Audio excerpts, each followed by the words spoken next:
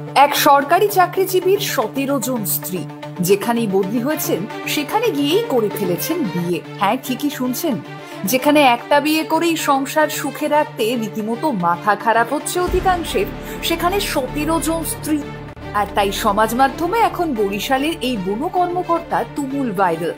বিভিন্ন পোস্টার ভিডিওতে করা দাবি অনুযায়ী এই ব্যক্তি নাকি কর্মজীবনে এক জায়গা থেকে অন্য জায়গায় বদলি হলেই নতুন পরিবেশে গড়ে তুলতেন প্রেমের সম্পর্ক। না শুধু তাই নয়, বিয়ের জন্য মেয়ের পরিবার থেকে নাকি দাবি করতেন মোটা টাকার যৌতুক। তবে অনেকের মতেই এই বিয়েগুলো রেজিস্ট্রি করে আইন মতে বিয়ে কিনা সেই নিয়ে সন্দেহ রয়েছে যথেষ্ট।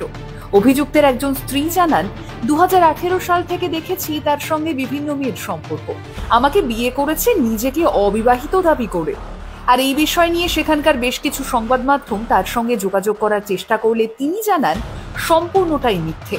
ইতিমধ্যে এই ঘটনা সমাজ মাধ্যমে হাসির রোল সৃষ্টি করেছে, আবার অনেকেই এই ঘটনাকে গভীর চিন্তার কারণ বলে উল্লেখ করেছেন।